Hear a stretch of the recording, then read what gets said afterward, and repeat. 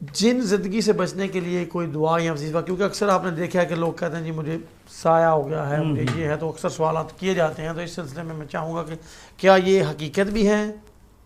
ہاں جی، حقیقت تو ہوتی ہے جی کیونکہ جن جو ہے خود اس کا وجود ہے، جی اور قرآن مجید میں سورہ جن بھی موجود ہے. جی تو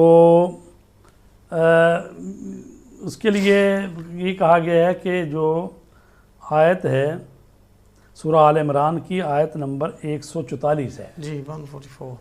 وَمَا مُحَمَّدٌ سبحان إِلَّا رَسُولٌ سبحان قَدْ خَلَتْ مِنْ قَبْلِهِ الرُّسُلُ أَفَإِنْ مَاتَ أَوْ قُتِلَ انقلبتم عَلَىٰ أَعْقَابِكُمْ وَمَنْ يَنْقَلِبْ عَلَىٰ عَقِبَيْهِ فَلَنْ يَضُرَّ اللَّهَ شَيْئًا وَسَيَجْزِي اللَّهُ الشَّاكِرِينَ. سبحان. اس آیت کو 7 مرتبہ پانی پہ پڑھنا ہے، جی اور پڑھ کے تو پھر اس بندے کو پلانا ہے جس کو سایہ وغیرہ ہے جی. یا تو انشاءاللہ پھر وہ چیز نہیں دیکھے گا، یہ وہ سایہ اس کا نہیں رہے گا.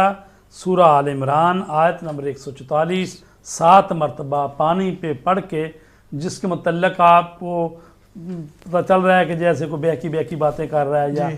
اوٹ پٹانگ باتیں کر رہا ہے، جیسے کہ پتہ نہیں کوئی سایہ ہوا ہے اس پر، جی جی. اس کی عقل ٹھکانے نہیں رہی، تو اس کو 7 مرتبہ پانی پہ پڑھ کے دم کر کے پلائیں انشاءاللہ ٹھیک جزاکم ہوگا. اللہ خیر. بہت شکریہ آپ کا پروگرام میں تشریف لائے. ناظرین، پروگرام کا وقت ختم ہونے کا، تو میں قبلہ آپ سے گزارش کروں گا کہ خصوصی دعا فرمائیں تمام ناظرین کے لیے، اور فضل علی سید کی والدہ بیمار ہیں، ان کے لیے خصوصی دعا